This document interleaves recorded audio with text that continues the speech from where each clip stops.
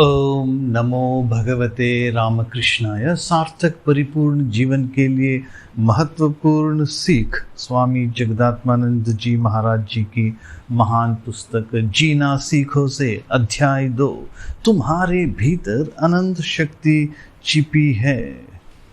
इस कड़ी में आस्था अर्थात विश्वास की महिमा और सर्वोच्च महत्व पर बहुत विस्तार से चर्चा की गई है। आइए अब हम सुनेंगे स्वामी जगदात्मानंद जी का चिंतन, विश्वास शक्ति का स्रोत। दृढ़ विश्वास क्या केवल शारीरिक रोगों के उपचार ढूंढने में ही उपयोगी है? हमें जानना होगा कि जीवन में व्यक्ति की प्रगति में विश्वास क्या योगदान कर सकता है। विश्वास अपना प्रभाव कैसे उत्पन्न करता है, यह जीवन में आलोक कैसे लाता है, इसकी संभावनाएं क्या हैं, इसके रहस्य क्या है। क्या विश्वास का केवल धर्म में ही स्थान है तथा कथित बुद्धिजीवियों में धर्म से संबंधित किसी भी चीज के लिए एक तरह की भीति का भाव विकसित हो गया है और वे धार्मिक विश्वास को अंधविश्वास मात्र मानते हैं।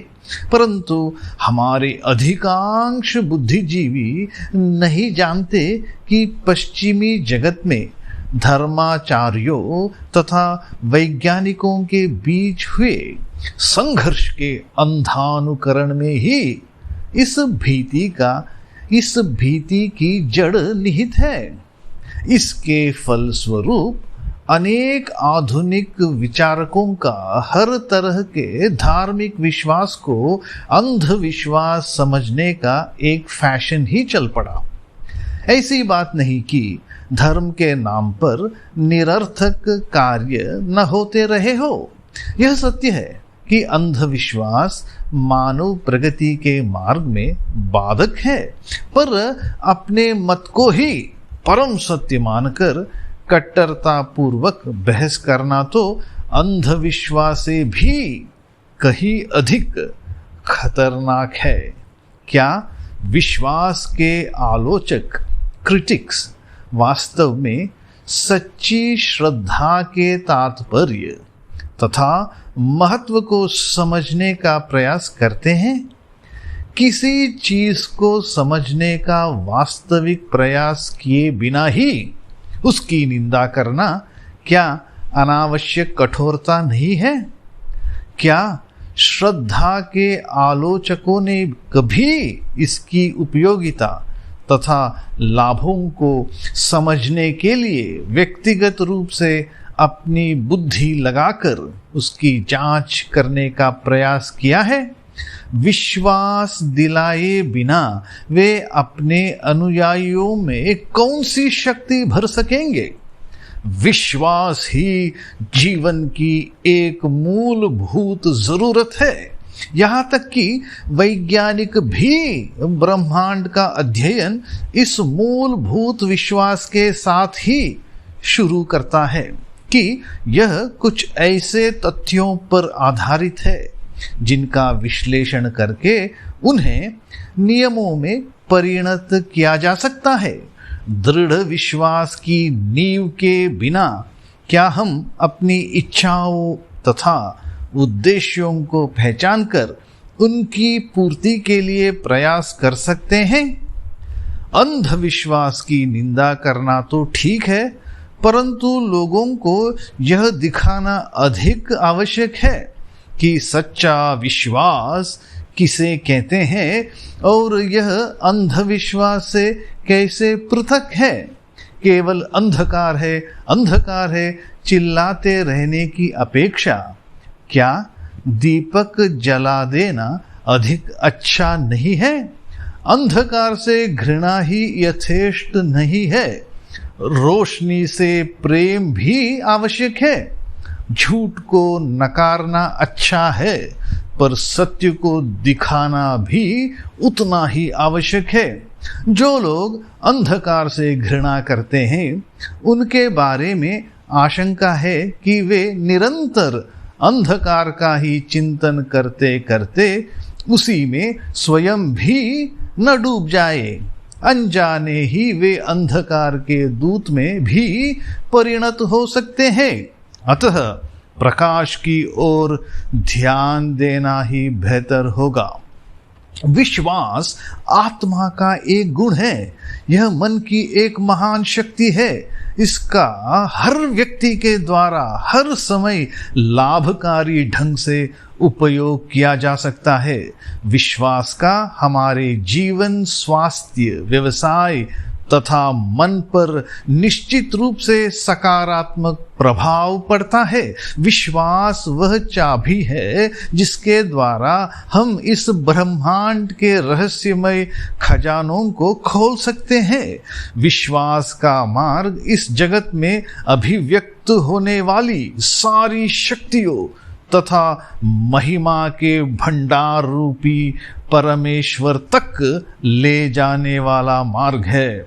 प्रचंड शक्ति की प्राप्ति का भी यह एक साधन है। विश्वास से ही वह दृढ़ता प्राप्त होती है जिसके बल पर हताशा तथा विध्वंस के बीच भी व्यक्ति आशापूर्वक टिका रह सकता है। गीता कहती है, सच्ची श्रद्धा वाला व्यक्ति ज्ञान लाभ करता है।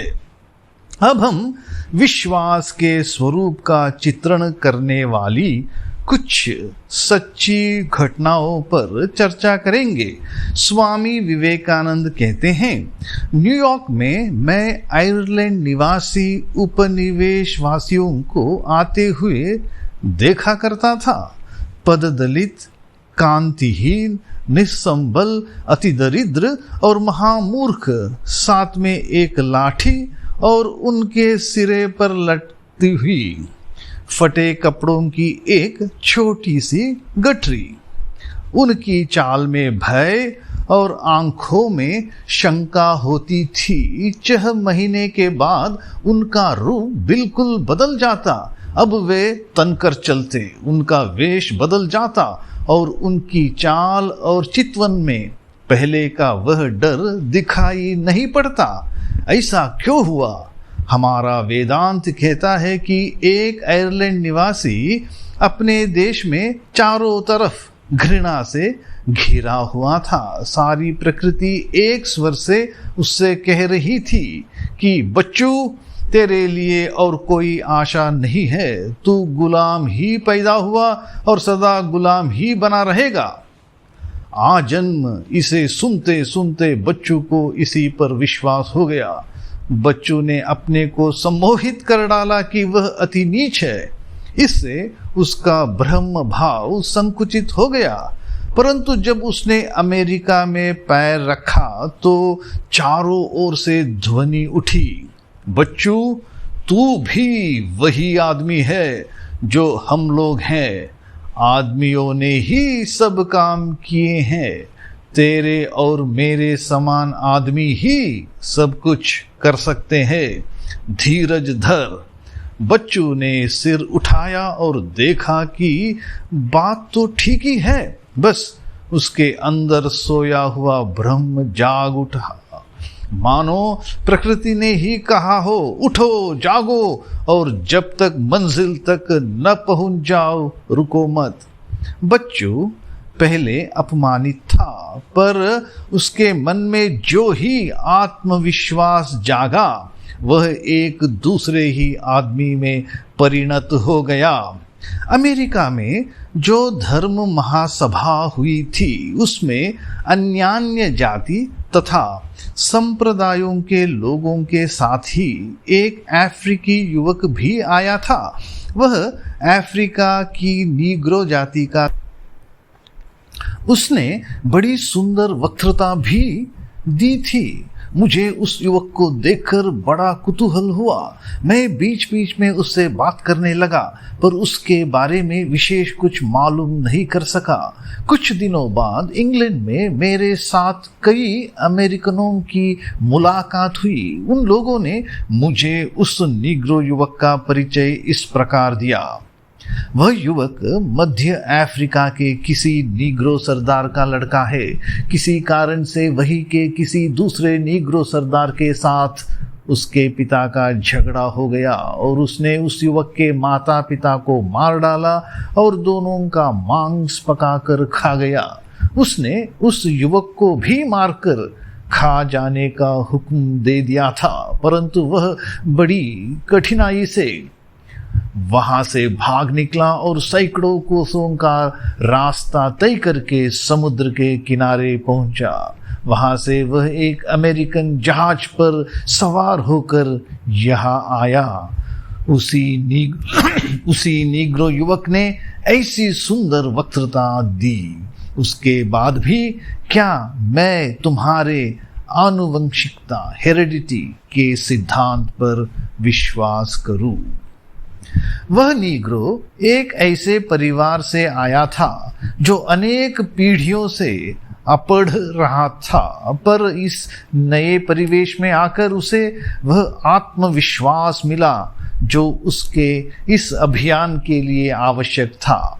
अध्ययन में मुझे अवश्य सफलता मिलेगी, अध्ययन में मुझे अवश्य सफलता मिलेगी। अपने इस विश्वास के फलस्वरूप वह प्रगति करता गया। उसकी प्रतिभा प्रस्फुटित हो उठी।